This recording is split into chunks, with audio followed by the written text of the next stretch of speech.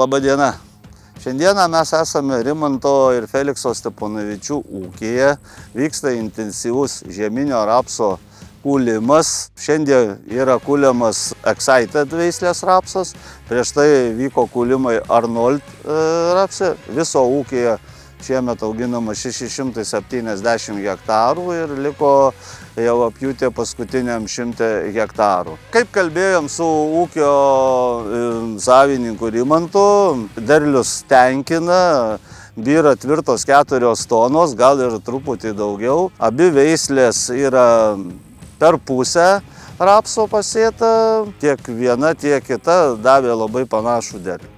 Kadangi tas veislės ūkyje auginamos jau ne pirmi metai, tai ir naujam sezonui Rimantas nutarė pasirinkti Arnold veislę ir dalį Limagrain naujos veislės Adapt, nes ta veislė irgi rodo labai gerus rezultatus. Žieminiai rapsai tiek Excited, tiek Arnold buvo sėjos metu apdoroti mūsų Inobrasika beico priedu. Matom teigiamus rezultatus, kad stiebai išlikę daug žalesni.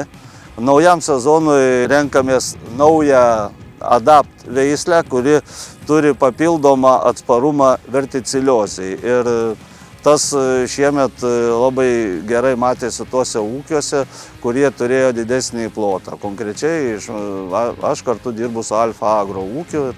Kadangi tikrai gamybiniam lauke matėsi ryškus Adapt veislės atsparumas verticiliozei, šiam ūkiui irgi rekomendavau kitais metais auginti naujos Adapt veislės, bus pasėta apie 150 hektarų.